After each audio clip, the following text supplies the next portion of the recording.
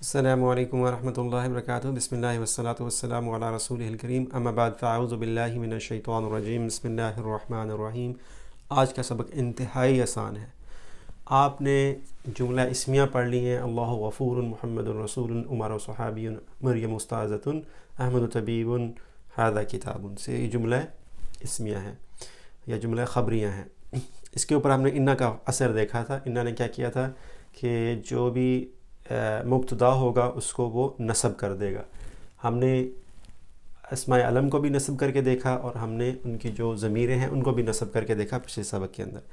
آپ نے قرآن پاک میں بہت زیادہ پڑھا ہوگا انما۔ تو انما کیا کرتا ہے؟ انما کا ترجمہ وہی ہے جو کہ انا کا ترجمہ ہوتا ہے، بے شک۔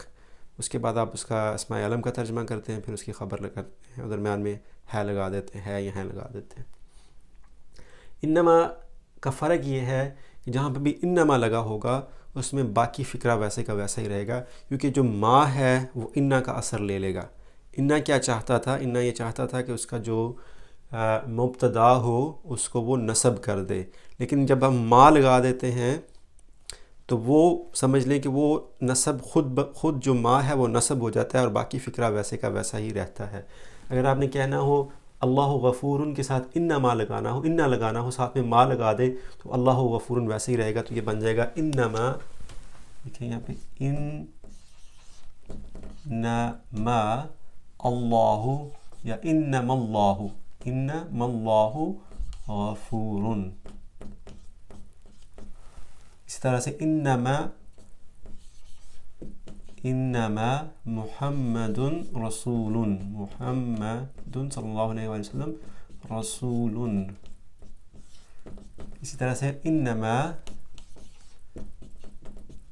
عمر صحابی۔ دیکھیں کوئی کسی جگہ پہ ہم کوئی تبدیلی نہیں کر رہے، ہم صرف شروع میں انما لگا رہے ہیں۔ انما اللہ غفور، انما اللہ غفور، انما محمد رسول، انما عمر صحابی، انما مریم استاذۃ، انما احمد طبیب، بے شک احمد ایک ڈاکٹر ہے، انما احمد طبیب۔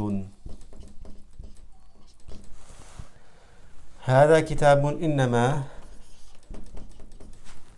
ھذا کتاب۔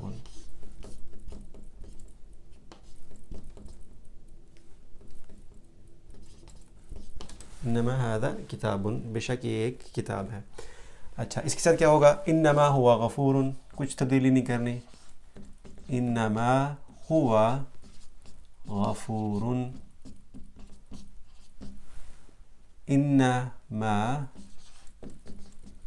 ہوا رسول، انما ہوا صحابی،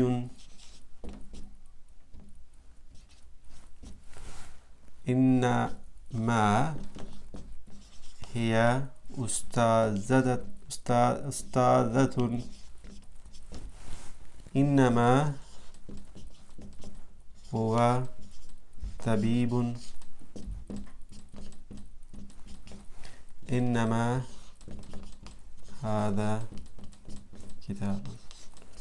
آج آپ نے انما اور انا کا فرق دیکھا۔ انا کیا کرتا ہے؟ انا کیا کرتا ہے کہ انا اس کو جو کہ مبتدا ہوگا اس کو نصب کر دیتا ہے، لیکن جب انما آ جائے گا تو ما سمجھ لے وہ خود بخود نصب ہو گیا اور اس نے باقی فقرے پہ کوئی تبدیلی نہیں آنے دی۔ ٹھیک ہے، انشاءاللہ تعالیٰ جو اگلا سبق ہوگا اس میں ہم دیکھیں گے کہ کانا کیا کرتا ہے۔ جو کانا ہے وہ ابھی میں آپ کو تھوڑا سا بتا دیتا ہوں کہ جو کانا ہے وہ مبتدا کو تبدیل نہیں کرتا، وہ خبر کو تبدیل کر دیتا ہے۔ ٹھیک ہے، تو انشاءاللہ تعالیٰ وہ بھی دیکھیں گے کہ اس سے کیا فرق پڑے گا انشاءاللہ۔ السلام علیکم ورحمۃ اللہ وبرکاتہ۔